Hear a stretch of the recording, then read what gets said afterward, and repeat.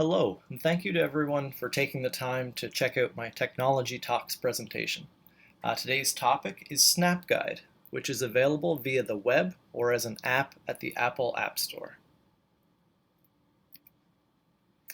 A quick aside, a quick note, I came across Snapguide while browsing the article 24 Great iPad Apps for Your Classroom, which was published by the Educational Technology and Mobile Learning blog.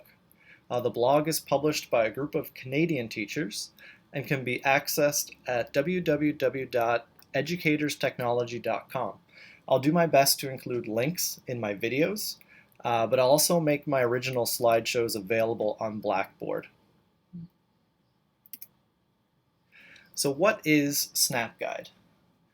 Snapguide, created by Brit Media Incorporated, is available online at snapguide.com or can be used on your iPhone, iPad, or iTouch by downloading the free app through Apple's App Store. For my activity moving forward, I have decided to use the online version because it is accessible through any device in case people do not have access to an iPhone, iPad, or iTouch. Snapguide allows users to browse how-to guides or make their own. Users can also share and comment on guides. Snapguide is really similar to applications like Pinterest, but instead of looking at the picture and thinking, how did they do that?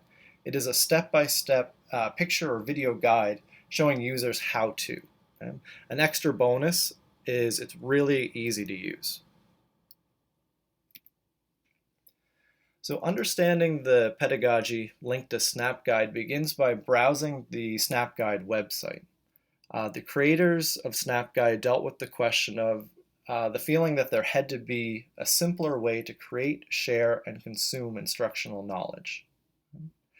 So analyzing the functions of Snapguide, it feels like it might lend itself to standardized education, but it delivers an ubiquitous learning experience similar to what we've discussed in class because it can be accessed in a classroom or at home via an online app. I believe overall Snapguide has the potential to belong to the constructivism learning theory. Students are actively engaged or take on an active role in the process as they get the opportunity to make their own guides. Another important element is the ability to form cooperative learning groups. These cooperative learning groups can be extended further from the teaching and learning perspective. Using Snapguide, viewers are able to leave comments on each individual page and also on the guides in general. This is then a powerful and ideal way for descriptive feedback to be given to students from both their peers and their teachers. Students could also self-assess their work using the comments option.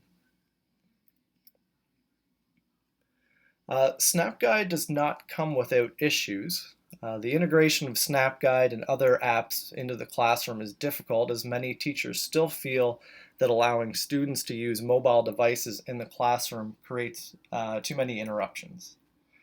Issues to consider when integrating Snapguide and other mobile devices in the classroom include issues with texting or sexting, bullying, cheating, access to inappropriate content on the internet, and of course limited access to Wi-Fi in some schools or some classrooms.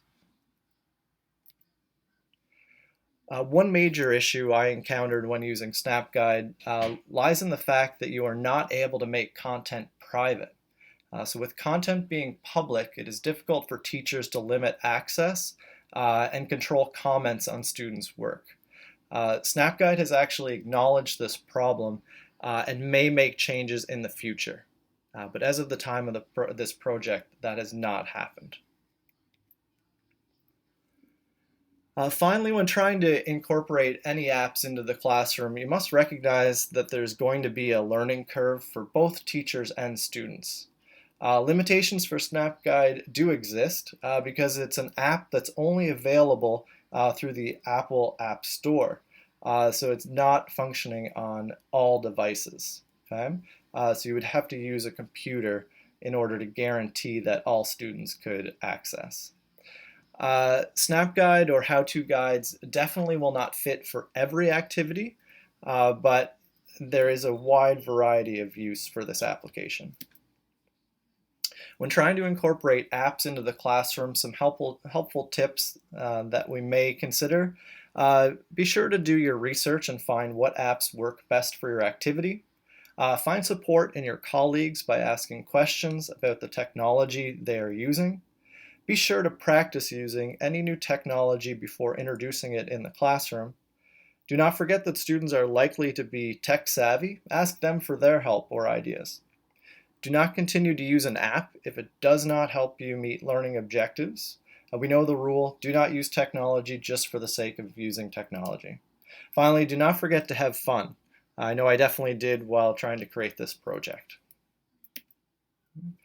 If you're just tuning into my presentation and not planning to take part in the activity portion of the project, I've included a quick CNET video to show you what Snapguide looks like in action.